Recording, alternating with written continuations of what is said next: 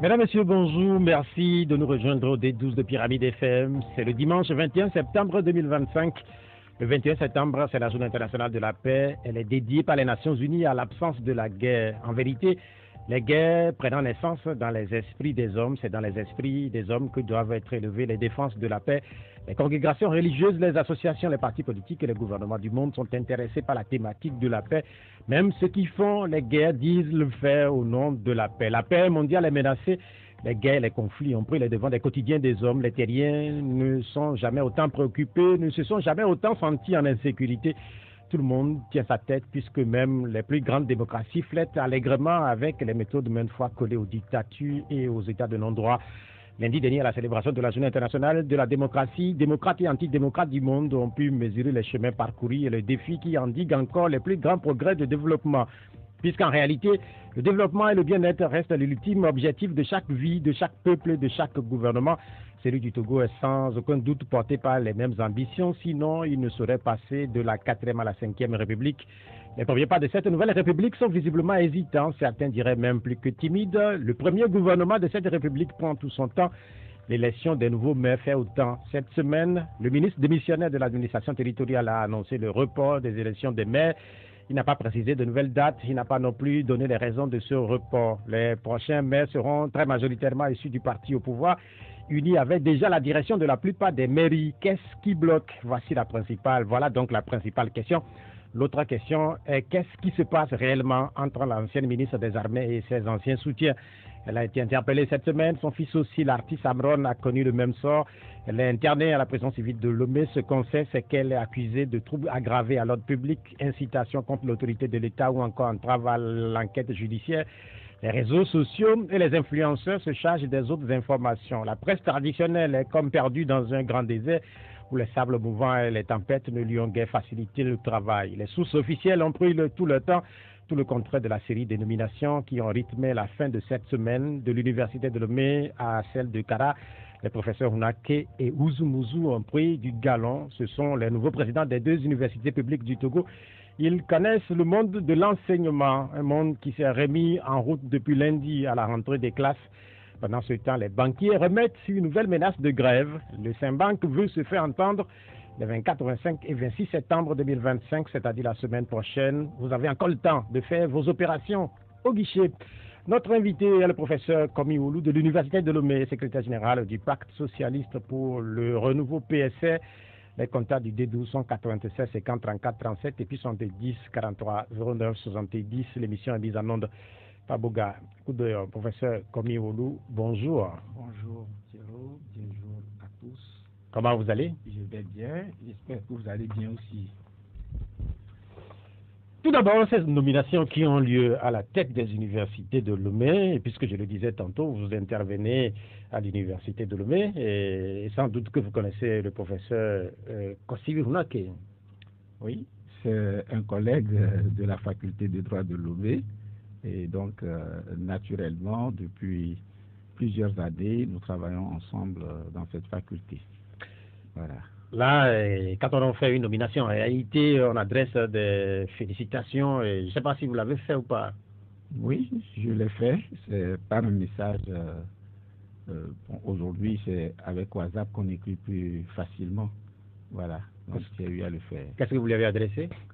Mais que le Seigneur le guide dans ses nouvelles missions. Et je crois que moi, par rapport à ma foi, et sans Dieu, nous ne pourrons pas grand-chose. Et quand on est à la tête d'une institution, on est confronté parfois à des situations délicates. Et donc, il faut un discernement. Et donc, pour moi, le discernement vient de Dieu, vient du Saint-Esprit. Et donc, c'est justement pour cette raison que mon souhait pour lui, c'est que Dieu le guide dans ses nouvelles missions et qu'il le garde. C'est vrai que ce n'est pas courant que ceux qui ne sont pas des mêmes bords politiques puissent adresser des messages. Est-ce que cela est dû au fait que vous-même, vous êtes aussi guidé très souvent par une certaine fois, je rappelle que même ce dimanche, vous revenez de l'église avant cette émission. Oui. Mais écoutez, moi je suis de l'université. Si l'université est mal dirigée, et bien évidemment que j'en pâtirai également. Dans ces conditions, et pour je vais de l'intérêt général, l'intérêt de tous les enseignants, de mon intérêt également. Et il faut que l'université soit bien dirigée. Et je sais que si quelqu'un est sous le contrôle du Saint-Esprit, sous le contrôle de Dieu, et bien évidemment, il dirigera bien l'institution. Et donc, dans ces conditions, et c'est avec sincérité que je vous demande que le Saint-Esprit le guide, que Dieu l'oriente dans ses choix, et qui sont parfois difficiles, qui sont des choix délicats. Des prières que vous adressez donc à l'endroit du nouveau président de l'Université de Lomé, professeur Kossi Funake, qui a d'ailleurs pris fonction puisque la passation de charge a eu lieu ce week-end. C'est un agrégé de droit des universités publiques. Est-ce que professeur titulaire? Professeur titulaire. Donc, voilà, est-ce que sa nomination est un atout pas pour le département de droit? Or, nous sommes déjà habitués à la nomination des présidents venant de l'université de Lomé. Hier, je réfléchissais. Venant du département de droit. Venant du département de droit plutôt. Hier, je réfléchissais, j'ai dit, mais les autres facultés seront jaloux de la faculté de droit, parce que c'est toute une série. C'était d'abord le professeur Ahadi, faculté de droit. Ensuite, professeur Kokoroko, faculté de droit. Professeur Adama Koda, faculté de droit. Professeur Hunake, faculté de droit. Et donc, bien évidemment, je dirais je suis habitué à ce que les présidents viennent de la faculté de droit, mais il n'est pas président de la faculté de droit, président de l'université de Lomé, de sorte que je crois que c'est une gestion équitable. Il est dans l'obligation de faire une gestion équitable. Il ne peut pas favoriser la faculté de droit particulièrement, mais de faire de sorte que les besoins de toutes les facultés puissent être satisfaits. Il faut dire que cette nomination, ou du moins ça, le fait que le professeur Koda soit démis, c'est une surprise pour beaucoup de gens. Je dirais que, d'abord, c'est un pouvoir discrétionnaire du chef de l'État, en tout cas du président du Conseil, si on le veut, de sorte que je n'ai pas beaucoup de commentaires à faire, mais actuellement, je ne pense pas, à mon avis, que par rapport à ce que le président Kodar a fait, et qu'il ait des difficultés avec ses collègues ou des problèmes dans la gestion de l'université. Il fut un moment où, effectivement, on a eu quelques problèmes de gestion au niveau de l'université, des rapports humains, j'allais dire, mais je ne crois pas qu'avec le professeur Kodar, on ait eu ces problèmes pour l'instant. Ou peut-être que je n'ai pas toutes les informations, mais je suppose que celui qui nomme a ses critères. Et d'autant plus que les deux présidents ont été changés au même moment, et ce qui m'amène à penser probablement que ce ne sont pas des questions liées à leur mauvaise gestion ou des questions qui seraient liées à leur personne. Et ceux qui nomment ont peut-être des critères, des préoccupations parfois que nous ignorons, qui peuvent être des préoccupations politiques, etc. Quand vous parlez des critères, quels sont les critères qui, par exemple, qui peuvent motiver celui qui nomme à nommer tel plutôt que tel? Étant donné que ce sont des décisions discrétionnaires, je ne peux pas, si j'étais à la place de celui qui devait nommer, bien évidemment, j'aurais mes critères. Bon, sur le plan scientifique, je crois déjà qu'avec le grade de ceux qui sont les grades de ceux qui sont nommés, on considère que scientifiquement, ils répondent aux critères. Sur le plan humain, je prendrai plusieurs autres considérations. Et bien, comme je le dis, celui qui nomme, celui qui connaît ces critères, au-delà de ces aspects objectifs que je viens d'évoquer. Voilà. On sait très bien que le professeur Kossi Funake est proche du ministre Dodi Kokoroko, qui lui est décrit comme un travailleur, puisque son passage à l'université de Lomé a laissé des traces. Un certain nombre de structures, d'infrastructures ont été construites et visibles actuellement à l'université de Lomé. Qu'est-ce que le nouveau président peut tirer de la méthode Kokoroko? Écoutez, je ne sais pas trop, je ne voudrais pas m'aventurer sur ce terrain. S'il y a une méthode Kokoroko ou quoi, je n'en sais rien. Mais ce que je sais par rapport aux réalisations à l'université, Et tout dépend également de vos rapports avec les sources de financement. En réalité, qui serait là-bas? Et si le pouvoir politique décide de l'asphyxier, si le pouvoir politique décide de le perturber de sorte qu'il ne puisse rien faire, il ne fera rien. Et donc, évidemment, je considère que l'institution doit pouvoir continuer indépendamment des changements à sa tête et que l'État doit pouvoir mettre les moyens nécessaires pour que l'université qui forme les cadres togolais, et c'est l'avenir aussi du pays en réalité, pour que l'université puisse bien marcher dans de bonnes conditions. La question aussi que beaucoup d'observateurs se posent, c'est de savoir si les orientations politiques des enseignants de l'université de Lomé, ces orientations ou ces convictions peuvent influencer le choix de celui qui nomme. C'est une évidence. On ne peut pas dire le contraire. Et ça ne date pas d'aujourd'hui. Et c'est justement pour cette raison que les pouvoirs politiques, souvent, n'aiment pas des élections, en réalité. Parce que il fut un moment où les textes avaient même été changés à l'université de Lomé, où on devait élire les présidents. Et il y a très longtemps, tout ce que je disais, mais à la veille des élections, une première fois, ils ont repoussé les élections. Une deuxième fois, ils ont repoussé les élections et ensuite, ils ont modifié les textes pour qu'il n'y ait jamais d'élections. Ce que je dis, ça date de longtemps, c'est du temps des professeurs doyen Folly, paix à son âme. Et ce qui signifie que, bien évidemment, des considérations politiques jouent. Et si celui qui doit nommer considère quelqu'un comme une personne en qui il ne peut pas politiquement avoir confiance, et peut-être qu'il peut avoir une vision différente de la sienne, et je crois certainement que c'est légitime que la personne ne puisse pas nommer une telle personne. Est-ce que les professeurs d'université ou l'université dans son ensemble a une place dans le débat politique dans un pays comme le nôtre? Normalement, l'université devait être apolitique, mais malheureusement, ce n'est pas ce que nous constatons dans les faits. Et très souvent, il y a des éléments qui montrent la tendance de l'université à s'orienter vers des considérations politiques et peut-être parfois soutenir le régime.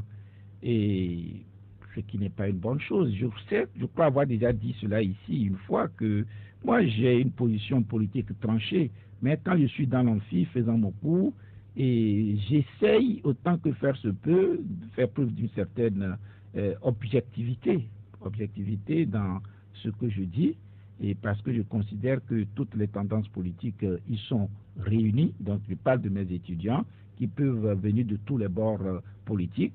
Et donc, dans ces conditions, le respect qui leur est dû fait que, je fais preuve de neutralité. Et ensuite, reconnaître que l'université, c'est la liberté de penser, la liberté d'expression.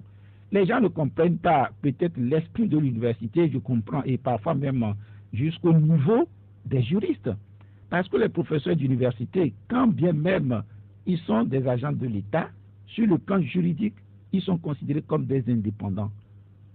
Et par rapport aux traités internationaux que le Togo a ratifiés, par rapport au texte de l'UNESCO, le statut des professeurs d'université, ils sont considérés comme des indépendants. Parce que le raisonnement est le suivant: l'indépendance est inhérente à la recherche.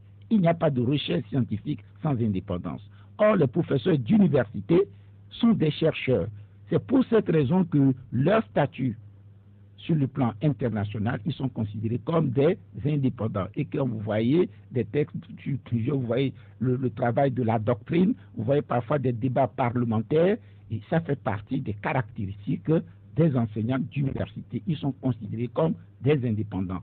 Et je vais un peu extrapoler, c'est un aspect que peut-être le barreau togolais ignore totalement, puisqu'on a des problèmes sous cet angle, mais j'extrapole, mais j'en profite pour leur dire, j'ai même écrit un article sur cette question, qui aborde même cette question.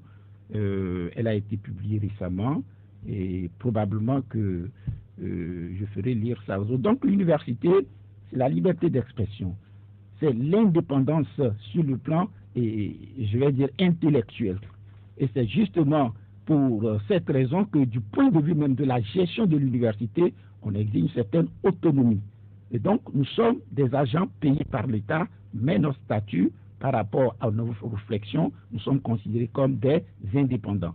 Ce n'est pas moi qui le dis, les traités ratifiés par le Togo, même quand vous regardez par rapport à certains textes sur la réforme de l'éducation, peut-être sur l'enseignement supérieur, vous verrez des textes desquels on peut tirer cette indépendance des universitaires. Quand vous évoquez la notion d'indépendance liée au travail de chercheur que vous êtes, notamment vous intervenant dans les universités, qu'est-ce qui éventuellement influencerait cette indépendance? Oui, mais s'il arrive que les nominations, non, je ne parle même pas des nominations, l'avancement par rapport au grade, si c'est fait par l'autorité politique, et bien évidemment, cette indépendance serait affaiblie. C'est un exemple. Et j'ai l'habitude de dire, quand beaucoup de gens contestent le CAMES, moi je dis, le CAMES, il y a du bon, du moins bon, d'accord, mais s'il n'y avait pas le CAMES, moi je serais toujours un assistant. Je n'aurais même pas pu être un maître assistant pour passer professeur agrégé, pour devenir professeur titulaire. Il est fort probable que si c'est une simple décision politique qui devait faire de moi, me permettre d'avoir mes grades, bien évidemment, je ne monterai jamais par rapport à mes positions politiques qui ne datent pas d'aujourd'hui. Depuis enseignant, mes positions étaient constantes sur cette question.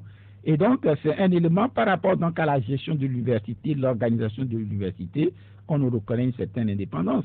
J'ai l'habitude de dire, quand vous regardez même mes positions politiques, les positions que je tiens, et dans le respect, je suis contre le système en place. Eh bien, si j'étais dans une administration normale, par exemple, et je suis sûr qu'on m'aurait déjà viré, ou peut-être qu'on me demanderait de me taire, même si j'étais dans une banque, je suis presque sûr qu'on me ferait déjà des problèmes. Mais l'enseignant d'université a une certaine indépendance et ça fait partie des moyens qui nous sont donnés pour nous protéger dans le cadre de nos recherches.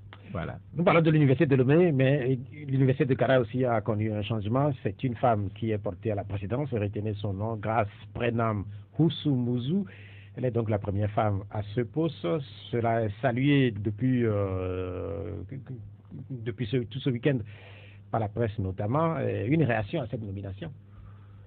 Je ne la connais pas personnellement, mais pour moi, nommer une femme aujourd'hui ne doit pas être une surprise. C'est totalement une bonne chose. Et pour avoir côtoyé beaucoup de femmes et nos étudiantes également, je sais que les femmes ont autant de capacités que les hommes.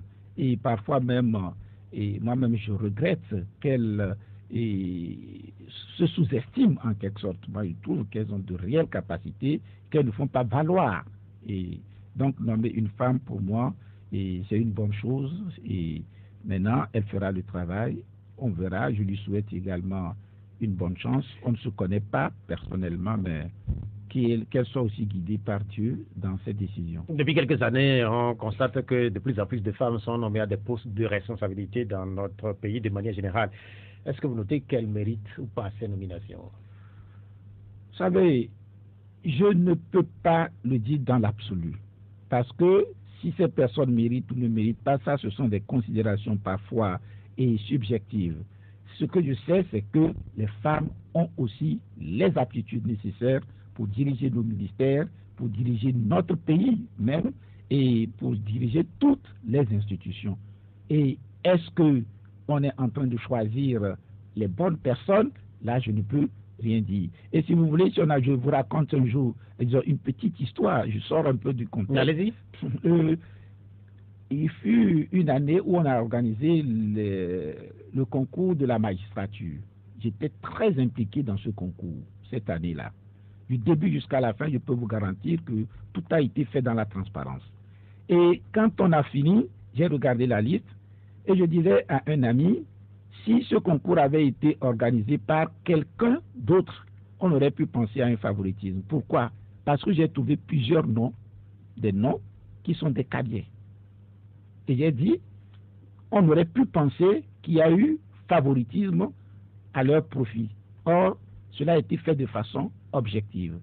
Et la personne me répond, oui, si ce n'était pas nous, peut-être qu'il y aurait aussi autant de cadets, mais pas les cadets que nous voyons sur la liste.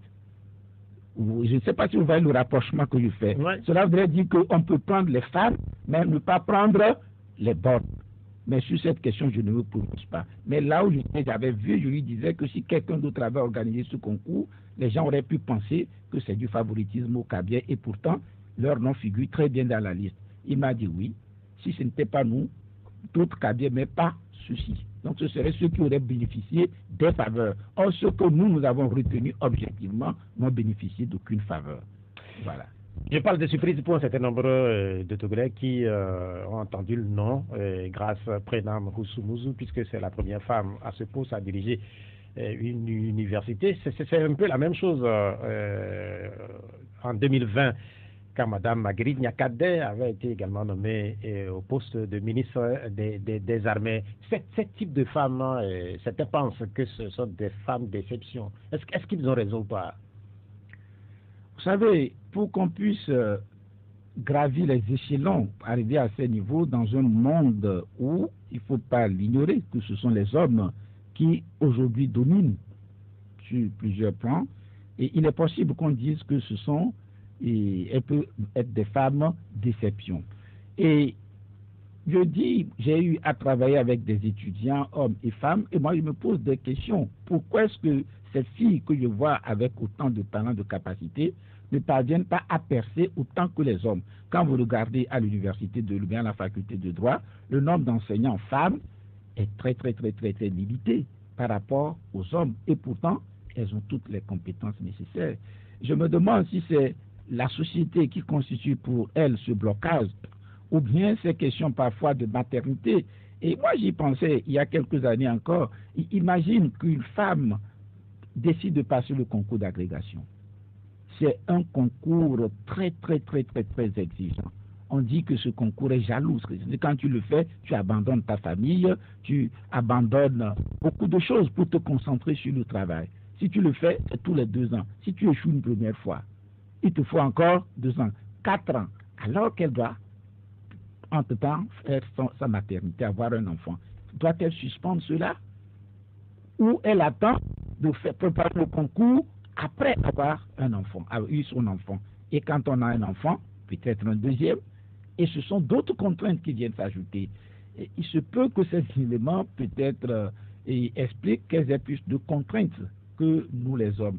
Et je crois qu'il faut un travail de mentalité pour transformer les situations, que les enfants comprennent, peu importe leur sexe, qu'ils ont tous les mêmes droits et qu'on doit pouvoir accorder à chacun les avantages qu'il faut, les faveurs qu'il faut, pas les faveurs, je vais dire les conditions qu'il faut pour qu'ils puissent ensemble évoluer. Je le répète, je crois vous l'avoir dit déjà une fois ici également, que j'ai grandi chez une tante qui avait l'habitude de me dire qu'on ne fait pas la cuisine avec le sexe. C'est pour dire que homme ou femme, oui c'est ça, homme ou femme, chacun doit pouvoir faire la cuisine et donc traiter les enfants de façon équitable. La transition, quand j'évoquais Mme Nyakadé, ancienne ministre des Armées, c'est pour parler d'elle, puisque depuis quelques mois, elle fait l'actualité par ses sorties, ses prises de position qui dénoncent le pouvoir en place, elle placé sous mandat de dépôt incarcéré donc depuis la nuit de vendredi. Est-ce que vous avez été surpris par cette subite évolution de cette actualité-là? Non, son arrestation ne nous surprend pas, parce qu'on pouvait s'y attendre lorsqu'on connaît ce régime. Ce régime n'admet pas de critiques. Que les critiques viennent de l'intérieur ou de l'extérieur, le régime n'admet pas de critiques. Le régime n'est pas capable de se remettre en cause. Et donc, son arrestation, pour moi, paraît tout à fait légitime. C'est justement peut-être pour cette raison que beaucoup de ceux qui sont aujourd'hui ces cadres de UNIR n'osent pas parler. Ce n'est pas parce qu'ils adhèrent à ce qui se passe. Le président, le président du Conseil lui-même le sait. Il sait qu'il y a très peu d'adhésion. Elle a eu le courage. Si même ce courage, selon certains, motivé par d'autres considérations, pour moi, ouvertement, de toute façon, je m'en tiens à ce qu'elle a fait. Elle a eu le courage de dire non à ce qui se passe. Et de sorte qu'elle a pleinement raison. Moi, je ne vois pas ce qu'elle a pu dire de différent par rapport à tout ce que nous avons dit jusqu'à présent, à tout ce que les Togolais disent, à tout ce que l'opposition dit. C'est une situation qui n'est pas viable pour nous. Et tout le temps que le président du Conseil, le chef de l'État aura encore à passer à la tête de ce pays, c'est une perte de temps. Et il faut avoir le courage de le dire. Et si lui-même ne le reconnaît pas, et ce serait dommage. Je crois qu'il a eu un objectif précis et il est dans la même logique jusqu'à présent, c'est la conservation du pouvoir. Ce n'est pas le développement du pays ou ce n'est pas le sort des Togolais qui l'intéresse. C'est la conservation. Il en a fait une finalité. Jusqu'à quand? Dieu le dira. Ce que vous dites par rapport au parti au pouvoir, c'est clair qu'à l'extérieur, on n'a jamais ce qu'elle a pu poser comme acte en dénonçant et en réclamant carrément un changement à la tête du régime. C'est rare. Cela s'est passé au Togo. On peut rappeler le cas Agbembe Kodjo. C'est très loin avec Périp. Oui. Mais ce que vous voulez dire, c'est qu'à unir le parti au pouvoir, c'est pas l'harmonie, c'est pas une adhésion totale. Ça m'étonnerait que ce soit une adhésion. Ça m'étonnerait. Je ne peux pas penser que les cadres de UNIR soient si aveugles. Je ne peux pas penser que les cadres de UNIR n'aiment pas leur pays. Je ne peux pas penser qu'ils n'aient pas l'esprit de discernement. Je ne peux pas penser à cela. Parce qu'il est évident aujourd'hui par rapport à la gestion qui est faite et ce qui se fait. Et vous verrez même qu'au sein de UNIR, c'est une infime minorité qui s'accapare les choses. Ce n'est pas tous les cadres de UNIR ne sont pas bien logés, pour dire bien lotis, pour dire que ce sont eux qui profitent. Bon, peut-être qu'ils ont des miettes, mais ceux qui véritablement s'accaparent les choses, c'est une infime minorité. Dans ces conditions, et les responsables de UNIR, les cadres dans les préfectures, etc., ils le savent, ils le voient. C'est par peur que beaucoup d'entre eux préfèrent se taire. Voilà. Je ne peux pas dire qu'ils n'aiment pas leur pays, mais peut-être que beaucoup d'entre eux n'ont pas ce courage nécessaire pour exprimer leur mécontentement, leur désapprobation. Or, c'est fondamental, c'est du courage que nous avons besoin pour que notre pays avance. Le procureur de la République a finalement parlé, mais il y a eu quand même un temps où il se racontait beaucoup de choses dans le débat public, et même la presse était en difficulté à un moment donné, puisque la presse ne savait pas en réalité tout ce qui se passait. Mais finalement, on sait qu'on lui reproche l'incitation à la révolte contre l'autorité de l'État, publication de fausses nouvelles de nature à ébranler la discipline ou le moral des armées, trouble aggravé à l'ordre public et entrave au bon fonctionnement de la justice. Et puis, puisqu'il y a eu une deuxième personnalité dans le cadre de tout ce qui se passe, c'est le rappeur Amron. Lui, on lui reproche l'incitation au soulèvement contre l'autorité de l'État, outrage envers les représentants d'autorités publiques et diffusion de fausses nouvelles. Vous êtes un spécialiste du droit.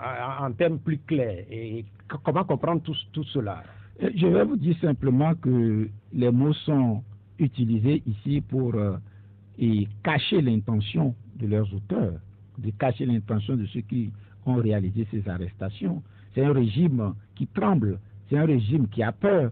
Et c'est normal que, étant fondé sur cette peur, qu'on arrête ceux qui sont d'une certaine tendance donnée. Et surtout, si ces personnes viennent de leur rang. Si ces personnes viennent de leur rang. Et la dame, Madame Nyakade, dénonce la mauvaise gestion du pays. Eh bien, est-ce que c'est faux? Est-ce qu'on peut appeler cela une fausse information, une fausse nouvelle? Je ne le crois pas. Et ce n'est pas tout. Et quand on dit l'incitation donc de l'armée à la révolte, je crois, mais écoutez, qu'est-ce qu'on demande à l'armée togolaise? On ne demande pas à l'armée togolaise de faire un coup d'État. Non. Les Togolais sont déjà mécontents, révoltés, mais l'armée, dans sa façon de fonctionner actuellement, est un frein à cette expression des Togolais. Regardez quand les gens sont sortis. L'armée n'a pas dispersé, l'armée a voulu tuer.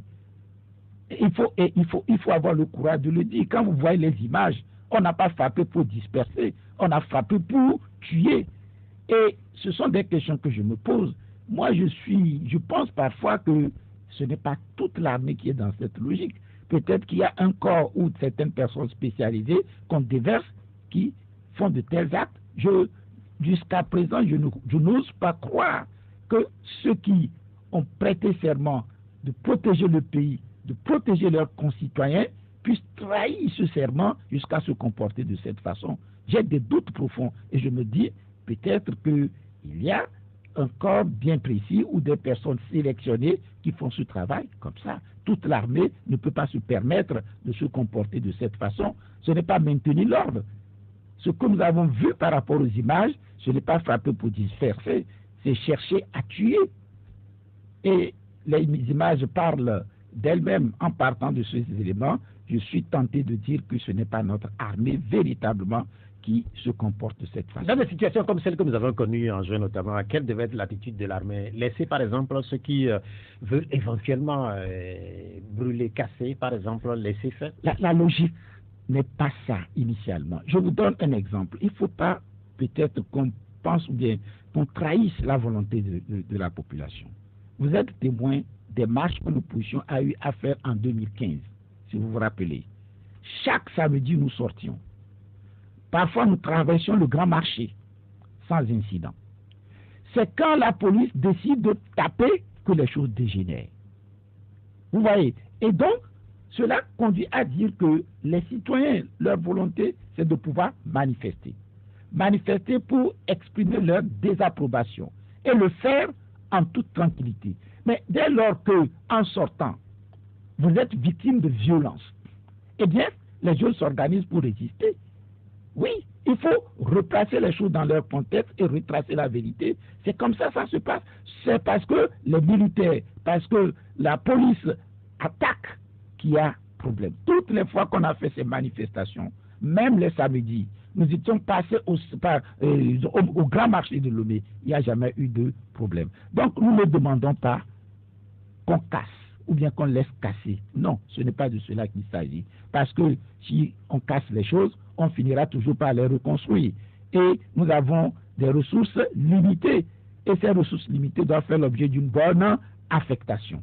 Quand vous regardez ce régime, le régime pousse la population ou bien le peuple à une révolte. Regardez même la loi sur les manifestations. Ils ont tout fait aujourd'hui pour rendre les manifestations légales très difficiles. Il faut respecter ceci, il faut respecter ceci, il faut respecter. Dans les conditions normales, quand les gens appellent à manifester, je vais dire des manifestations sauvages, entre parenthèses, ce ne sont pas des insultes par rapport à cette expression.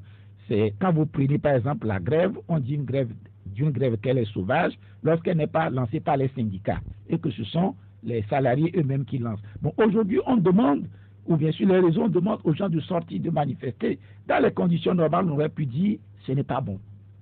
Mais dès lors que le régime a rendu difficile des manifestations légales, et quand les gens commencent à se comporter de cette façon, eh bien, il faut en imputer la responsabilité au régime. Il y a un proverbe africain qui dit que il ne faut pas regarder là où l'on est tombé. Là où tu tombes, ce n'est qu'un réceptacle. Mais là où tu as heurté le caillou, c'est ce qu'il faut regarder derrière toi. Qu'est-ce qui rend cela possible aujourd'hui? C'est le régime qui a poussé les gens dans cette situation. Il faut qu'il en soit conscient. Et ce qu'on demande à l'armée, c'est de maintenir l'ordre et non pas de frapper, de tuer. L'armée se comportant ainsi deviendra un obstacle même à l'évolution du pays. L'armée est au service de la nation. L'armée est au service du pays. L'armée ne peut pas être au service d'un régime. Et je crois que c'est ce qu'on demande. On ne demande rien d'autre. Voilà. Quand on lit la sortie du procureur de la République, il y a ce terme-là, trouble aggravé à l'ordre public.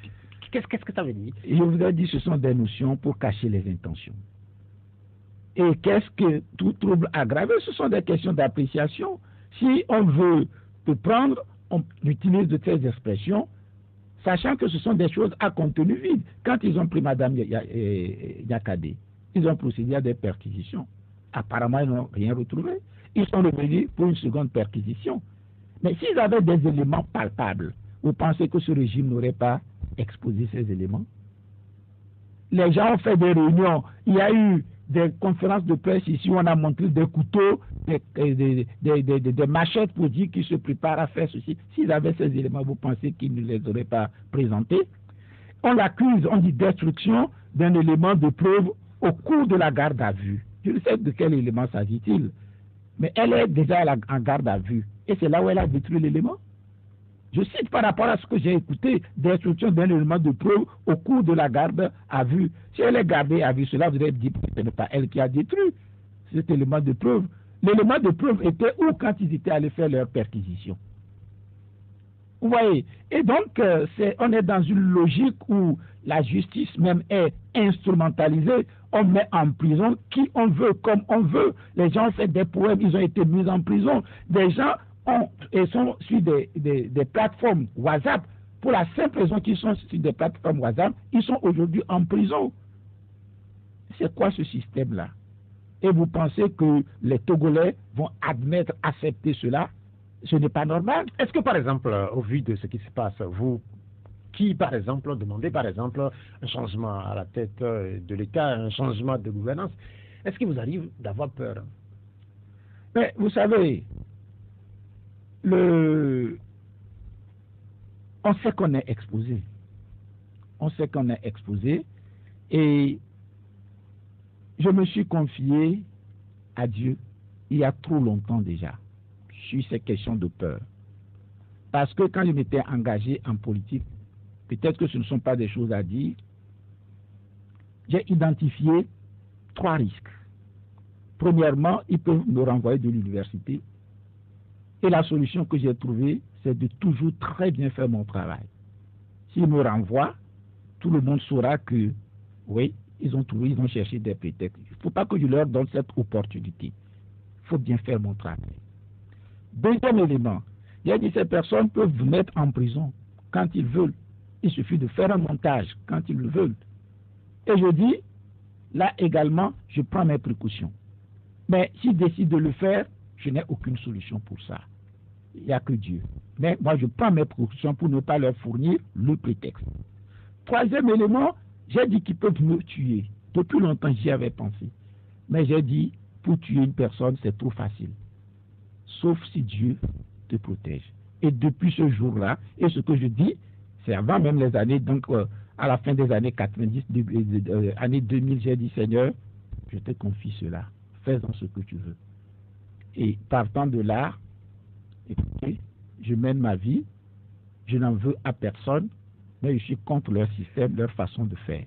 À vous écouter et en regardant tout ce qui se passe, on peut dire que, parce que Madame Marguerite Nyakade, qui a des liens avec le pouvoir en place, en fait, avec la famille Nyasingbe, ce qu'elle dit, quand on vous écoute, d'autres l'ont dit avant elle, en réalité, ils n'ont pas eu les mêmes amis, puisque d'autres ont demandé à ce qu'il y ait un changement au niveau du régime. Est-ce que cela découragerait d'autres personnalités, par exemple au niveau du pouvoir, qui demain voudraient avoir les mêmes postures? C'est en réalité l'objectif. Parce que quand vous êtes du système et que vous prenez de telles positions ouvertement, c'est que le mieux se les arde en réalité. Il y a un proverbe peut-être africain qui dit que c'est le sorcier de la maison qui donne au sorcier de l'extérieur. Je crois que c'est ce dont ils ont peur. Véritablement, c'est ce qu'ils redoutent. Or, quand nous sommes dans un État, dans un pays, au-delà de notre solidarité interne, solidarité au niveau du parti, solidarité au niveau de l'ethnie, il y a quelque chose qui dépasse cela. C'est notre avenir commun qui doit permettre de pouvoir dire à ton frère, à ton époux, à ta soeur, que ce n'est pas bon. Ça suffit.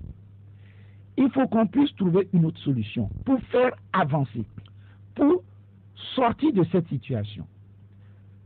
Le président du Conseil ou le chef de l'État, si vous voulez, aurait pu, depuis plusieurs années, faire un certain redressement pour préparer lui-même une évolution de la situation. Mais cela n'a jamais été son objectif. Pour pouvoir y réfléchir, il faut qu'on en fasse un objectif. Mais étant donné que c'est la conservation du pouvoir. Il n'a pas eu le temps de réfléchir sur la façon de faire évoluer les choses. De sorte qu'aujourd'hui, on est dans une situation explosive, en réalité. Et comment ça finira, personne ne le sait. Personne ne sait comment ça va finir. Il aurait pu véritablement préparer les choses, mais cela n'a jamais été sa préoccupation. Et je ne sais pas pourquoi, véritablement, et en sommes-nous arrivés là. Madame Yakadé, qui a des ennuis avec le pouvoir en place, beaucoup pensent qu'elle a bénéficié de tous les privilèges offerts par ce même régime. Comment est-ce qu'on peut comprendre aussi ce changement d'attitude vis-à-vis de ce régime? Vous voyez, il y a, je crois, on dit que on ne peut pas penser que le sentiment du bien soit définitivement éteint d'une âme. C'est en matière de réhabilitation qu'on dit ça. Penser que le sentiment du bien. On a pu bénéficier de certaines choses. À un certain moment, vous vous êtes rendu compte que ce n'est pas bien, ce n'est pas bon. Et vous savez, certaines révolutions ont pu réussir, c'est parce que c'est de l'intérieur que les gens ont commencé à contester ce qui ne va pas. Et il faut que de l'intérieur, les gens de UNIR puissent discuter entre eux pour dire ça suffit, trouvons une solution pour que notre pays avance. J'ai entendu un membre du gouvernement faire des éloges de la gestion économique au Bénin, ou bien des réalisations au Bénin. Est-ce qu'un ministre béninois peut autant parler du Togo? Je ne crois pas. Je ne crois pas. Alors, si ça se fait au Bénin juste à côté ici, pourquoi nous on ne le ferait pas autrement? J'ai eu à dire, quand on parle du président du Conseil, on l'accuse de détournement, on l'accuse d'exploiter les ressources à son profit. La presse dit qu'on exploite des trucs qu'on voit, ou bien à l'extérieur, on voit ça dans les budgets, les traces, mais au Togo, on ne voit rien. Quand on prend notre port, on parle des recettes et qui ne figurent que de façon peut-être insignifiante. Et si ces éléments-là sont faux, que le chef de l'État puisse permettre... Est-ce que vous avez des difficultés pour le désigner comme étant le président du Conseil, visiblement? Vous parlez toujours du chef de l'État. Vous savez, on est habitué à dire cela, d'autant plus que, vous savez, ce truc de 5e République, là, eux-mêmes ne se retrouvent même pas. Et c'est pas simplement une impression, c'est une erreur historique qu'ils ont eu à commettre. C'est une grave erreur de tout point de vue qu'ils ont eu à commettre. Mais expliquez-nous un peu. D'abord, quand vous voyez la Genèse, c'est une preuve, peut-être qu'on y reviendra, de l'absence de démocratie dans notre pays. Et quand vous voyez comment ils ont essayé de réguler, nous on pensait qu'ils étaient revenus à de meilleurs sentiments pour faire une sorte de mascarade disant qu'ils sont en train de consulter le peuple.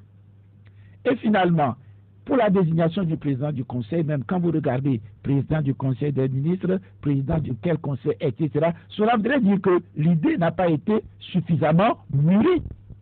Aujourd'hui, je crois qu'il y a eu des débats sur cette question. Le secrétaire du gouvernement, un secrétaire du président du Conseil, quelles sont les situations dans lesquelles, vous voyez, donc on sent véritablement qu'ils n'ont pas bien mûri, ils n'ont pas réfléchi sur ces éléments. Je ne sais qui sont ceux qui ont fait cette constitution, mais je vais vous dire, pour faire une bonne constitution, on n'a pas besoin d'être un constitutionnaliste en réalité. Pour faire une bonne constitution, il faut réfléchir, connaître son pays, connaître les difficultés. Peut-être que les constitutionnalistes peuvent donc ensemble y concourir, mais on n'a pas besoin d'être un constitutionnaliste pour faire une bonne constitution. Et je ne sais pas si véritablement ces constitutionnalistes ont été impliqués, d'autant plus que vous-même, vous le saviez, cette constitution a été adoptée à un moment où très peu de gens au sein du UNIR avaient vu le texte même adopté.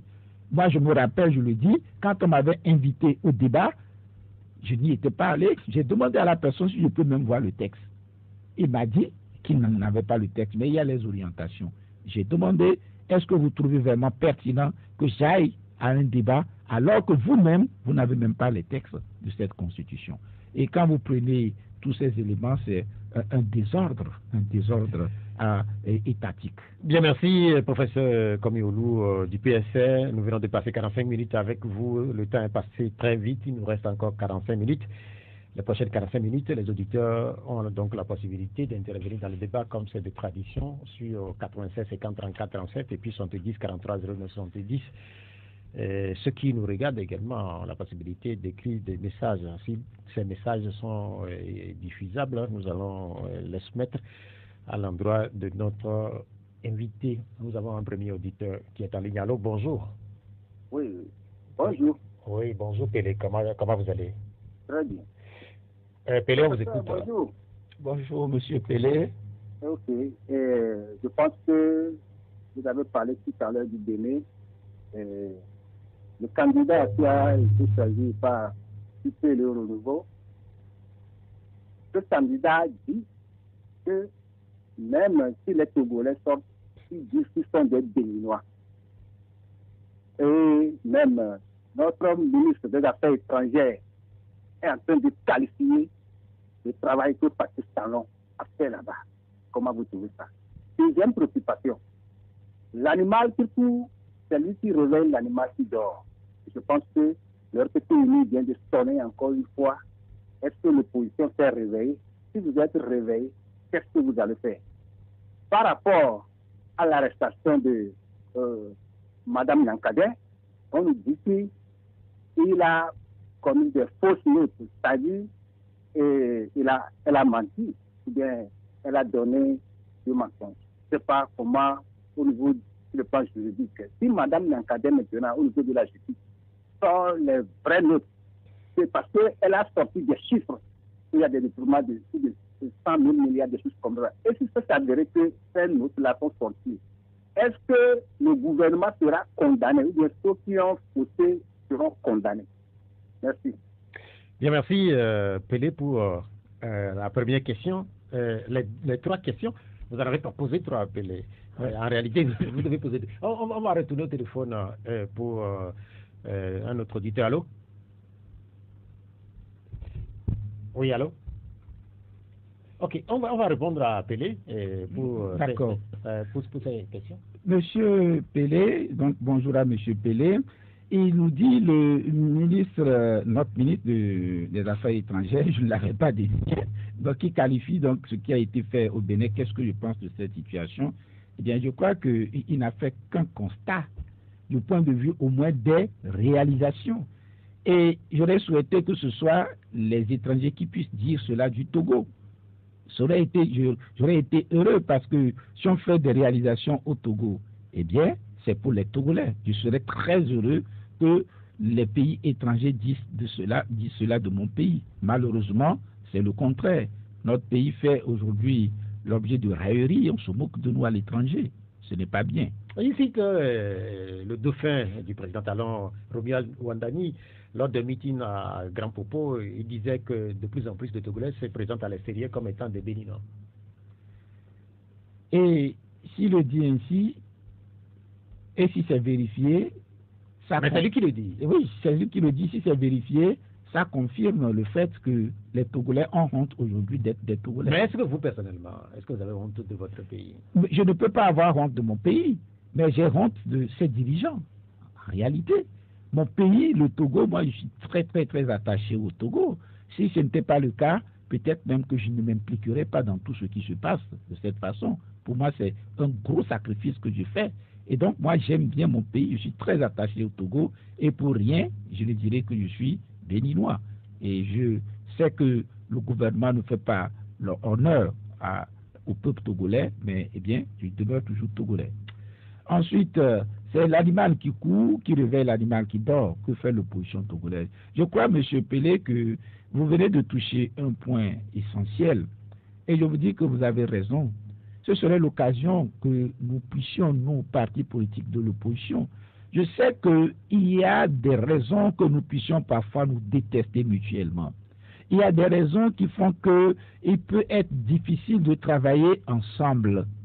Mais je crois que pour l'intérêt supérieur, vu le contexte actuel, nous devons nécessairement oublier nos querelles et nous unir pour qu'un changement, un véritable changement intervienne dans notre pays. Et je crois que votre question permet d'interpeller toutes les formations politiques. c'est l'occasion que nous puissions nous retrouver, de taire nos divergences, au moins pour un moment, pour que nous puissions faire face à ce régime. Il a terminé en parlant de Magrine Nyakadé. Oui, la question de fausses nouvelles. Voilà, effectivement. Et si finalement les chiffres venaient à être vérifiés, et moi je sais que les chiffres sont vérifiés, et si les chiffres n'étaient pas vérifiés, c'est au gouvernement de montrer, de faire, de pouvoir répondre même à toutes les accusations depuis plusieurs années. Eh bien, si les faits venaient à montrer la véracité des éléments, dans un état de droit, on ne devrait pas la condamner. Mais vous savez, moi je vois mal la situation aujourd'hui au Togo, qu'elle soit traduite devant les juridictions et qu'elle soit déclarée innocente. Avant même qu'on la juge, la sanction a été déjà prévue. Combien de temps elle ferait, etc. Tout a été déjà prévu. Et donc, moi je ne crois plus en notre justice telle qu'elle fonctionne aujourd'hui. C'est vrai, je ne peux pas dire que tous les magistrats togolais sont mauvais, loin s'en faut. Nous avons de bons magistrats. Mais pour certaines affaires, il n'y a aucune liberté véritablement pour ces juges de trancher dans un sens ou dans l'autre. Il y a beaucoup d'éléments qui conduisent véritablement à ne pas faire confiance à cette justice. Voilà. Allô? Allô? Bonjour. Oui, allô, bonjour. Oui, c'est Ali. Oui, Ali. Comment vous allez, Ali? Oui, ça va. Gloire à Dieu qu'il y a encore des âmes éveillées sur cette terre comme nous autres, sur la tête togolaise. Ceux qui ont décidé de s'accaparer du pouvoir, vouloir nous diriger, nous considérer comme des animaux, mais nous sommes plus intelligents plus qu'eux. Ce qui se passe avec la dame Nyakadé, je me demande comment un procureur qui a été vraiment à une école de juridiction, j'ai à la télé parlé comme ça. Le monsieur Amron là, dans ce pays, ce procureur ne nous a pas dit qu'il a été arrêté pour outrage. Jamais. Aucune accusation n'a été officiellement faite. Et maintenant, ils viennent parler comme si on a oublié quoi. Ce procureur, je vous le disais, depuis qu'il est procureur, est complice avec Faure Gnassingbé pour détruire le Togo. Lui, Faure Gnassingbé lui disait que si le Togo va être amélioré, ça va venir de lui. Parce que ça va venir du UNI. Il est le patron de l'UNI. C'est lui qui doit impulser ça. Voilà qu'il a choisi le contraire pour détruire le Togo. Parce que, juridiquement, tout ce qui a été lu à la télé comme à la radio, ça c'est du faux usage du faux que ce gouvernement s'acharne à faire dans ce pays pour terroriser les populations. Pourquoi? Oui, Ali. Oui. Oui, quand vous parlez de faux usage de faux, vous avez des éléments d'appréciation. Élément d'appréciation, Amron, toi en tant que journaliste, on t'a montré, tu as vu quelque part un chef d'accusation contre Amron la dernière fois, quand il était interné à AZB, mais le procureur a dit dans la dernière déclaration que arrêté pour outrage, quoi. Qui a porté plainte contre Amron? Et qui a porté plainte contre la dame de Nyakadé? Qui? On va écouter notre invité tout à l'heure sur vos questions. Est-ce que vous en avez d'autres? En tout cas, c'est pour dire à la population togolaise que nos dirigeants ne savent pas que nous sommes là. Nous nous livrons à nous-mêmes. Bien, merci Ali pour votre intervention, pour vos questions. Est-ce que après Ali, est-ce que nous avons un autre auditeur, Boga? Est-ce qu'il y a un autre auditeur après Ali? Non. Vous avez suivi les déclarations du procureur. Visiblement, Ali n'est pas content de la prestation du procureur. Vous savez, j'ai eu à dire il y a quelques instants aussi qu'on accuse Mme Nyakadé d'avoir détruit les preuves alors qu'elle était en garde à vue. Comment elle a eu à le faire, je ne sais pas trop. Et le procureur, vous m'excusez, je me demande si ces personnes même ont une certaine liberté dans l'exercice de leurs fonctions, dans le contexte dans lequel nous sommes aujourd'hui. Et peut-être ce qui leur manque, et c'est le courage de dire que ça suffit, je m'en vais, quitte à être exposé à peut-être à des représailles. Je ne suis pas sûr que, au fond de lui, que ce procureur lui-même au fond de lui soit heureux de ce qui se passe, surtout pour des affaires politiques. Et donc, c'est leur capacité à pouvoir dire non, ça suffit, non, je ne peux pas faire ça. et désigner une autre personne pour qu'elle le fasse. Et c'est ce qui est triste parfois où les magistrats acceptent d'être des instruments. Et ce ne sont pas des magistrats simplement, je vais dire, il y a des situations dans lesquelles des citoyens font des choses contre leur gré, parce qu'ils sont face à un pouvoir, en se disant que, je ne peux pas faire autrement. Je ne peux pas faire autrement. Et donc,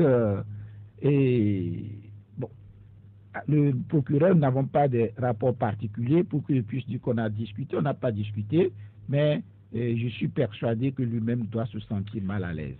La question aussi d'Ali, c'est qui porte plainte dans ce qui se passe? Bon, normalement, vous savez, le procureur de la République, s'il s'agit des questions de sécurité comme ça, n'a pas besoin qu'une personne porte plainte pour que l'action publique soit initiée. Mais ce qui est étonnant, c'est qu'il y a beaucoup d'éléments aujourd'hui qui se passent dans la vie publique. Des questions de détournement, des rumeurs. Mais on n'a jamais vu le ministère public ouvrir des enquêtes pour dire on a appris ceci, on va essayer de mieux voir. On ne dit pas que les infractions sont établies, parce que son rôle également, avec la police judiciaire, c'est de rechercher ces éléments d'infraction quand il y a des indices pour une poursuite éventuelle. Et donc, pour ces questions de détournement dont on a des éléments, etc., on n'a jamais eu de poursuite. Vous voyez, je suivais quelqu'un récemment sur les réseaux sociaux parlant de Mme Nyakadé, que Mme Nyakadé a très mal géré lorsqu'elle était aux affaires, qu'elle aurait fait des détournements, etc., et qu'on n'a rien fait à cause du président du conseil, Faure Gnassingbé. Imaginons que ce soit vrai. Si c'est vrai, cela voudrait dire que celui qui détruit le pays, c'est Faure Gnassingbé. C'est à cause de lui qu'on a laissé faire Mme Nyakadé. C'est ce que cela signifierait. Et donc, la justice fonctionnera en fonction du désir du président de la République. À cause de lui, on ne va pas poursuivre certaines personnes. Parce qu'il le veut, on va poursuivre d'autres personnes, même si ces personnes sont innocentes. Cela voudrait dire que nous n'avons pas de justice. Voilà. Allô? Alors, bonjour, monsieur Tron. Oui, bonjour. On vous appelle comment? Grégoire. Grégoire. Oui. Grégoire, on vous écoute. Moi, je remercie monsieur le professeur pour ses explications. Moi, une question que je voulais poser, c'est qu'entre-temps, le feu à bas qu'on dit avait dit qu'il n'y avait pas de position constructive. Vous vous rappelez?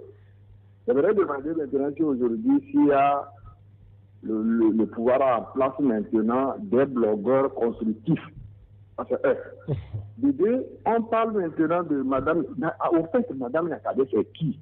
Tantôt, nous, dans la population, on dit que c'est la propre femme du PC. Tantôt, on dit que c'est la femme de son grand frère. On veut avoir des éléments pour ça là aussi d'abord. Lorsque Mme Adamabo était entre-temps sur votre chaîne, il avait qualifié le parti UNI que c'est dans cette partie-là qu'il y a seulement des paresseux. Vous rappelez. Parce que là-bas, quand tu veux oser, tel que les opposants, M. Oueli par exemple, chez eux, comme ils sont tranquilles, ils peuvent faire de n'importe quoi, il n'y a pas à faire quoi que ce soit. Il y avait les paresseux, et là-bas, il y a les peureux aussi. Madame, maintenant, comme madame est sortie, je vois qu'elle est maintenant courageuse pour prendre la parole. On souhaite maintenant que nous autres, là, les autres qui sont là, qui voient que le pays est en train de périr, et ils ne disent rien, qu'ils suivent le pas de cette dame-là. Merci, Pierrot. Je veux faire ces explications-là. La dame même, c'est qui? Est-ce que vous voulez le comprendre? Bien, merci. Merci, Grégoire. Est-ce qu'après Grégoire, on va rester en ligne avec notre auditeur? Allô? Oui, c'est celui qui revient. Oui. Et juste, je pense que je suis d'accord avec un peu tout à l'heure. Au Togo, la politique, c'est quoi? Tout ce qui est de l'opposition est justifié pour rentrer dans le pouvoir, qui est bon, et c'est l'opposition qui est divisée, ça ne va pas. Mais lorsque tu quittes le pouvoir pour être opposition, qui dit non à ce système-là, il y a 4 chemins devant toi. Premièrement, c'est l'exil, cimetière, prison, ou vous retournez au bercail. C'est-à-dire que vous allez retourner dans le système. Est-ce que c'est ça la vraie démocratie? Professeur, oui. Est-ce que vous êtes d'accord pour être à l'aise, vous allez aller dans le RPP uni? Merci. Oui, on a eu des auditeurs. Est-ce qu'on a un troisième auditeur? Allô? Allô? Oui, bonjour. Oui, c'est Ali qui revient. Oui, Ali? Oui, ce qui est gênant, c'est que les 20 ans que M. Faure a pris dans la vie de nous, Togolais, il ne l'a pas rendu utile à nous. Il paraît que ça devient utile à lui, mais il devient receleur parce qu'il couvre tout ce qui est comme impunité et c'est lui qui le développe. Et les opposants dont vous parlez, il a détruit les partis politiques en piochant les têtes, en les mettant dans son uni là, sous forme de maire, sous forme de gouverneur, quoi que ce soit. Mais ce qu'il oublie, c'est que Dieu a un second nom. Le temps, c'est ça qui le rattrape. Et sur ce qu'il a déclaré, que ce soit au Togo ou à l'extérieur, qu'il va faire pour le Togo, il n'arrive même pas à le faire. Comment toi, tu dis que la population t'aime? Tout ce que tu as déployé comme programme avant d'être élu pendant les 20 ans, tu n'arrives pas à faire un cinquième. La dernière fois, quand on lui permettait de faire la prestation de serment, là, une partie lui disait, et lui-même l'a lu, que seul le peuple est le détenteur du pouvoir. C'est ce qu'il a oublié. Ali? Oui. Oui, on a compris, Ali. Merci. Non, la partie là m'intéresse. Je dois préciser que aujourd'hui, le poste qu'il occupe l'oblige à faire vivre bien les Togolais.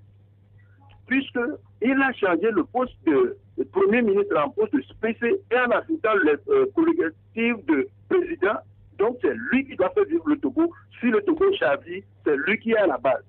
Merci Ali pour votre second passage. C'est le dernier passage. Nous allons reprendre les différentes questions qui ont été envoyées. Grégoire, il parlait de blogueurs constructifs. Je ne sais pas si, si vous avez, vous voulez réagir à cette partie de... Blogueurs constructifs, mais écoutez, je crois que face aux difficultés, chacun essaye d'apporter sa pierre pour que le Togo retrouve la voie.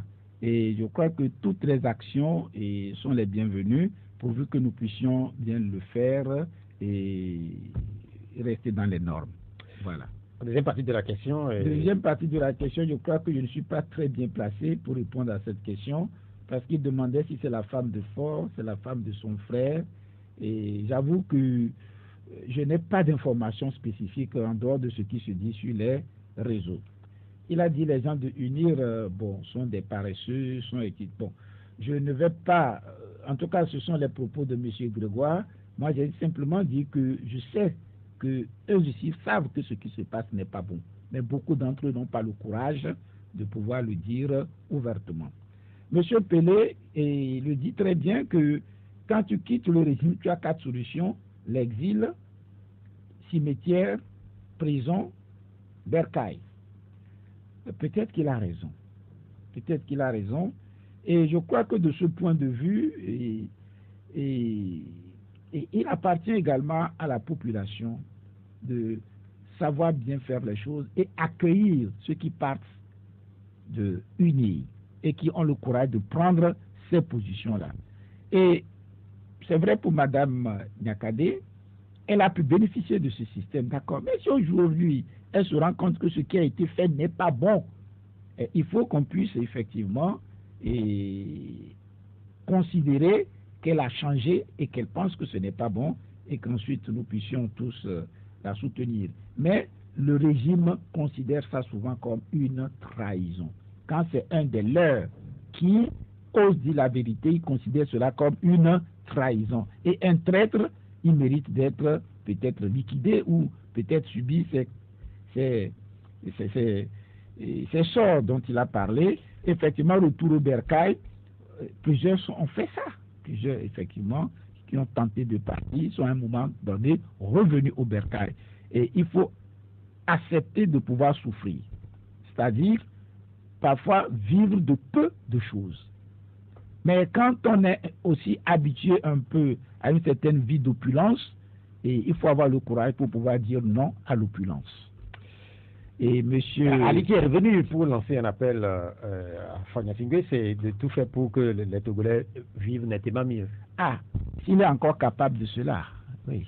Est-ce qu'il est encore capable de cela? C'est la question à laquelle il faut répondre, puisqu'on a beaucoup trop parlé pour qu'il puisse changer, mais manifestement, il n'a jamais voulu. Le téléphone, allô? Allô, bonjour, monsieur Pierrot. Oui, Frédéric. Ouais, oui, on vous écoute. Bonjour, monsieur l'invité. Bonjour, monsieur Frédéric. Vous ne voyez pas que c'est une minorité qui est dans l'armée qui font la loi. Si vraiment l'armée va se décider, jusqu'à dans l'arrêté du général, actuellement, le ministre qui a arrêté, il avait mis zéro. Je ne vois pas que c'est une seule minorité qui fait la loi dans l'armée. Merci. Bonne émission. Bien, merci. Après, Frédéric, un autre auditeur au téléphone. Allô, bonjour. Oui, bonjour, mon grand frère. On vous appelle comment? Je nom Benoît, je vous appelle d'abord. Benoît, vous êtes en direct. Merci. Moi, je voulais vous poser une question, bien deux questions. Quelles sont les suites ou bien la suite? Allons-nous rester là? Dire que Fort est le président, Fort est président du conseil, c'est trop. Le président du conseil, le régime a fait ceci, le régime blague cela, on interdit les prononcer, ou bien allons-nous rassembler ceux qui pensent au peuple d'aller, comme c'est un régime parlementaire, c'est par l'Assemblée nationale qu'on élise le président du Conseil.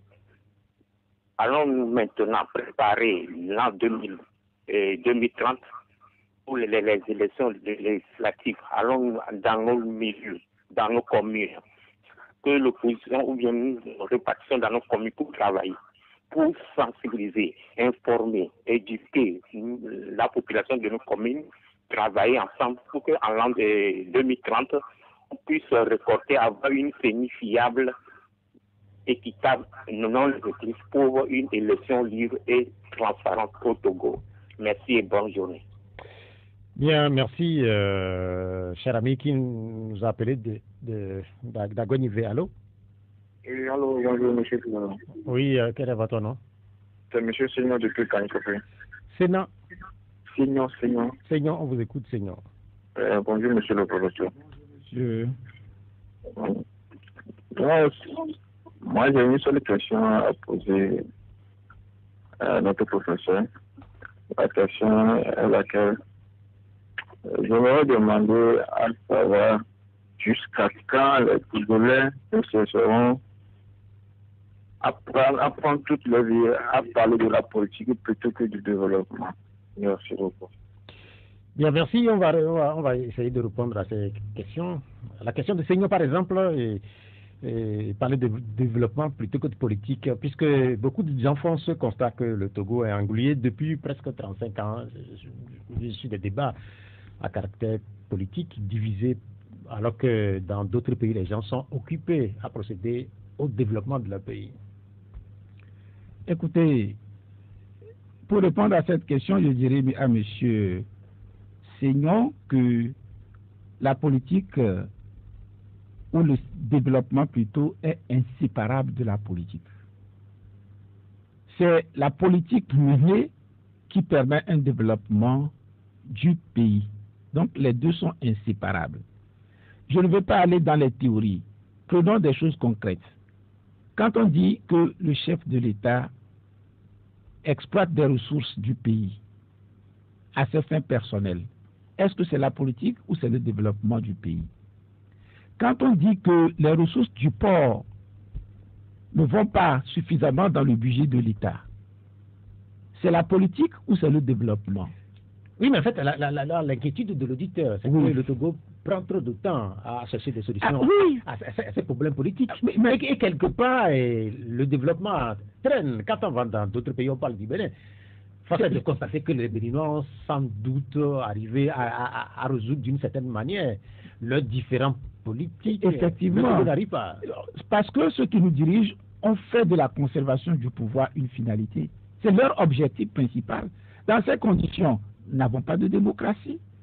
Ce sont des problèmes. on parle des problèmes d'élection, etc. Mais puisque finalement, toutes leurs ressources sont orientées vers la conservation du pouvoir, et si on ne règle pas ce problème, et c'est dommage, si c'est son sens, c'est qu'il faut régler ce problème, et c'est pour cela qu'il dit que le régime, y compris donc ses cadres, etc., doivent savoir qu'ils sont en train de nuire à notre pays. Il faut qu'ensemble nous puissions construire ce pays. Et on ne peut pas construire le pays quand on a un régime comme celui que nous avons devant nous. Bien, merci. Ensuite, la question de M. Benoît, et qu'allons-nous faire? Est-ce que nous allons rester comme ça ou bien nous allons préparer l'année 2030? Vous savez, il faut dans le cadre d'un combat savoir ce qu'on fait à court terme, à moyen terme et à long terme. Préparer les élections de 2030, pourquoi pas? Sensibiliser, c'est une bonne chose. Éduquer, ça fait partie des missions des formations politiques. Mais dans le contexte actuel déjà, qu'est-ce qu'on fait? Est-ce qu'on laisse ce régime continuer par, je vais dire, utiliser les moyens pour ses besoins personnels?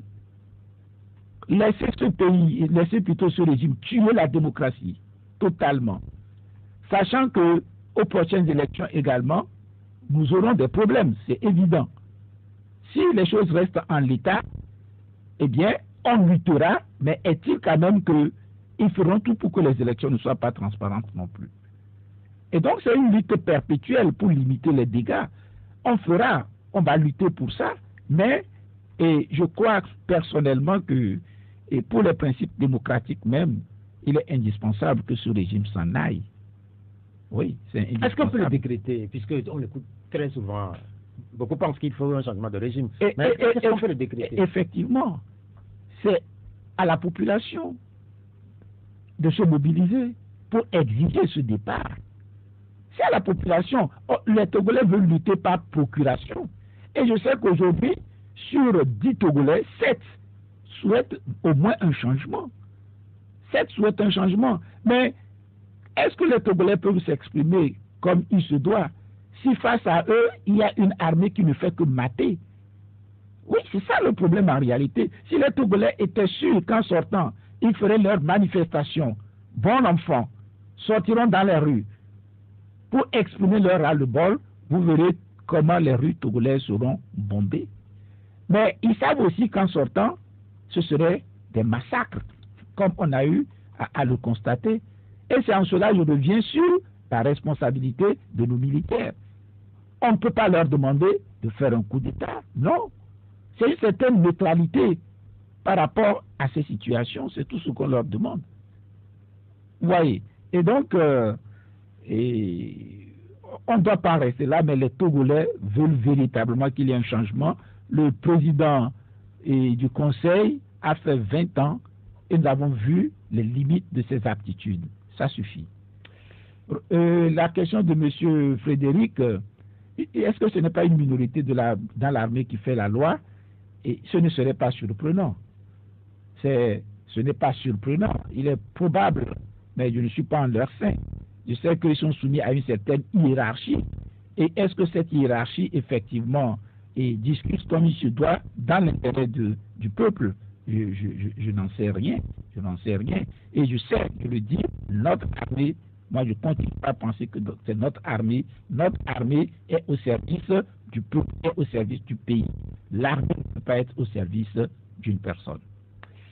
Bien, merci. Notre invité, c'est le professeur Oulou Komi de l'Université de Lomé, secrétaire général du PSC. Il nous reste 15 minutes. Le téléphone encore. Allô, bonjour. Bonjour Pierrot. Oui. Basile. Oui, Basile, parlez un peu plus fort s'il vous plaît, Basile. Et puis vous avez un poste téléviseur, un poste récepteur plutôt à côté qui siffle dans le direct. Basile. Oui. Allô? Oui, allô? Mais vous avez un poste à côté, est-ce que vous voulez bien l'éteindre, s'il vous plaît? Il est diminué totalement. Hein. Ok, allez-y. Bon, je salue professeur Olo. Bonjour, M. Basile. Bon, ça fait une énième fois que je vais lui poser la même question. Là, le pays ne va pas du tout bien. à cause d'une seule personne qui est là il y a plus de 20 ans maintenant. Et il ne veut pas partir aussi.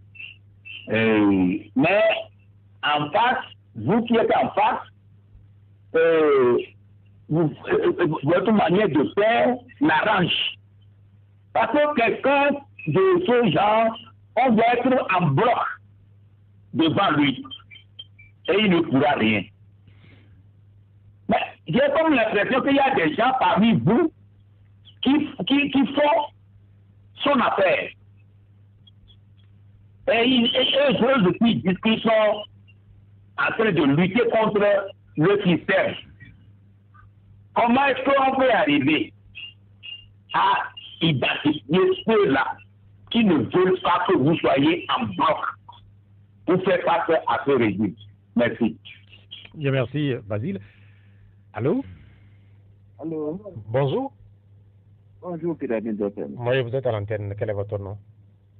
C'est Monsieur Luc à l'appareil. Monsieur? Luc. Monsieur Bruce. Luc. Luc. Oui. Ok, on vous écoute. D'accord. Bon, il n'y a pas longtemps, l'autorité a désigné à des côtés pour appliquer la plateforme industrielle. Mais jusqu'à ce jour, nous avons l'impression que les collaborateurs ne sont pas d'avis avec lui. Parce que quand vous arrivez là, à partir de pillage jusqu'au pillage, c'est tout un cafouillage de camions garés dans les ruelles au bord de la nationale, tout ça là. Et les riverains ont du mal à rentrer chez eux, à sortir de leur maison. On se plaint, mais on ne voit pas qui va nous aider dans cette situation-là. La deuxième chose, c'est que Adéticope étant une porte industrielle où des investisseurs peuvent venir, mais la salubrité là-bas, c'est pas possible. Sur la nationale, au niveau du marché, ce n'est pas du tout possible. Et enfin, c'est la contribution également de la police perturber énormément la circulation pour lieu de la gérer. Les camions passent avec des gardes d'arrêt, pas possible, énormes, des surcharges, parfois, 100 fois la nuit, ou avec un phare partiel. Mais la police, non. C'est l'acrobatie qu'il faut faire pour approcher le chauffeur et puis ensuite le laisser passer. Mais on ne comprend plus. Justement, quand un minibus arrive, un taxi bagage arrive, un tricycle arrive, mais la police fait des acrobaties dignes de films de Hollywood pour s'approcher du chauffeur. Peu importe ce que ça génère comme perturbation dans la circulation. On en souffre tellement. Vraiment, on ne sait pas ce qu'il faut faire. Il peut nous aider dans cette situation. On a compris votre intervention. C'est clair que vous habitez à la zone d'Adéticope et vous avez un certain nombre de désagréments dans le quotidien. C'est ce que vous avez soulevé. Notre invité va réagir à votre intervention dans un instant. Le troisième auditeur, là, sur cette séquence, allô? Oui, allô? Allô? Oui. C'est Abdel. Oui, on vous écoute, Abdel. Bonjour, monsieur Wolou Pami. Bonjour, monsieur Abdel. J'avoue que vous êtes un leader politique, en tout cas de l'opposition, que j'admire beaucoup, parce que en vous, je sens aussi une certaine cohérence dans vos actes et une certaine humilité dans vos prises de parole qui ne sont pas trop blessantes. Merci beaucoup, mais monsieur Abdel. Je voudrais m'assurer d'une chose. Oui. Parce que je sens que vous êtes une personne qui a envie de donner quelque chose à ce peuple, de contribuer à faire évoluer les choses. Alors, dites-moi, est-ce que vous êtes l'une des personnes qui aimerait mourir sans contribuer à l'évolution des choses dans le pays si elle n'accède pas au pouvoir, ou vous êtes cette personne-là qui, malgré tout, peut contribuer à faire évoluer les choses en partisan ou bien en négociant ou en travaillant avec celui qui le doit comme le diable à un moment donné, parce que je sens que vous êtes, en tout cas en général, l'opposition en général, vous êtes sur le plan politique depuis des décennies et vous avez du mal à accéder au pouvoir. Est-ce qu'à un moment donné, vous allez accepter et travailler avec le pouvoir quand même pour faire évoluer les choses, donner quelque chose au peuple togolais avant de partir sur cette terre? C'est ce que je voulais savoir, M. Olukomi. Je remercie Abdel pour votre intervention. Nous avons la série de 3 questions là. Je vous laisse répondre. D'accord, on commence par cette dernière. Et je vais vous dire ceci, M. Abdel. Votre question me rappelle une discussion que j'ai eue avec un ami qui a fait partie entre-temps du gouvernement. Je lui ai dit que j'ai observé pendant longtemps ce gouvernement. Je ne pense pas qu'il soit possible de le changer de l'intérieur. Il m'a dit que lui pense qu'on peut changer le gouvernement de l'intérieur. Et on a l'un pour l'autre un respect mutuel. On a discuté. Aujourd'hui, il n'est plus au gouvernement. Il est sorti. On l'a évincé. Pourquoi? Parce que je crois qu'il est devenu gênant, en quelque sorte. Il était à l'université de Lomé. Bon, je ne donne pas davantage de précision. Et si j'étais sûr qu'en travaillant avec ce régime, je pouvais changer les choses, je l'aurais fait. Mais aujourd'hui, quand on voit la situation, c'est qu'il n'est pas possible de changer les choses. Quand on te fait entrer dans le système, c'est comme on dit, viens manger et tais-toi. Quand tu veux vraiment faire bouger les choses, et il y a un blocage.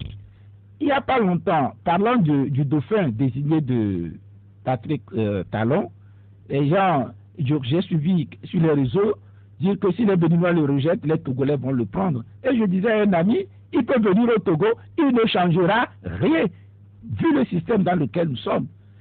Quand on avait nommé le Premier ministre Krassou, que je connaissais depuis longtemps, j'ai eu à dire sur les réseaux sociaux que ce n'est pas lui le problème, mais il ne fera rien si le système demeure ce qu'il est.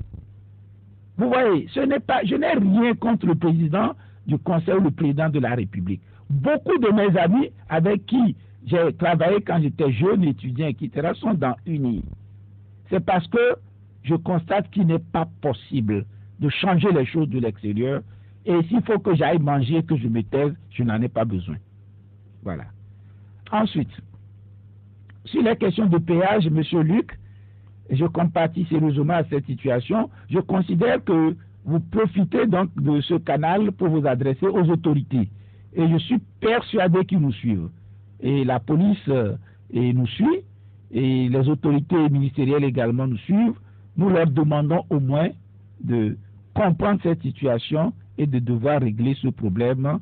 Et pour les riverains, quand bien même on a des problèmes partout au Togo, Luc a exprimé un problème ponctuel au niveau du péage.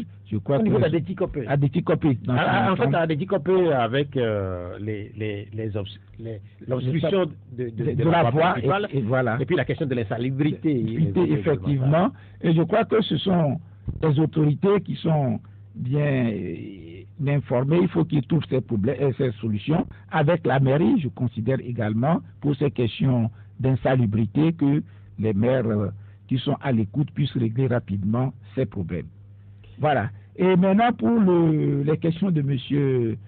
Basile, il y a une seule personne qui fait que les choses ne marchent pas. Est-ce qu'on doit faire un bloc devant lui? Forcément, faire un bloc devant lui. C'est évident. Ceux qui s'opposent ou bien qui font que l'opposition ne parvient pas à s'unir, je crois que nous devons faire cet effort. Mais je vais distinguer plusieurs situations, si vous voulez. Le régime, parfois, lui-même, suscite son opposition.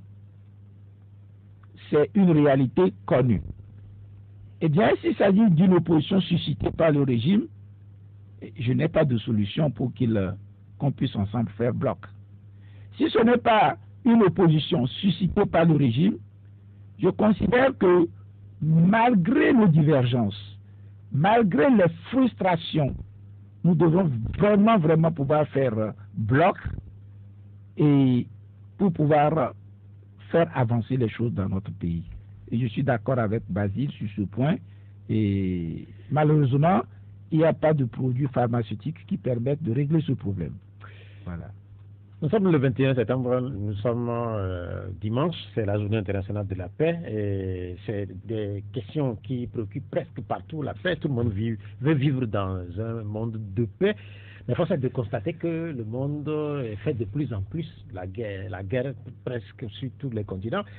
Et vous, Personnellement, quel est votre sentiment quand, par exemple, certains estiment qu'en Afrique, ou au Togo particulièrement, on est en paix, d'autres pensent qu'on n'est pas véritablement en paix. Quel est, votre sentiment?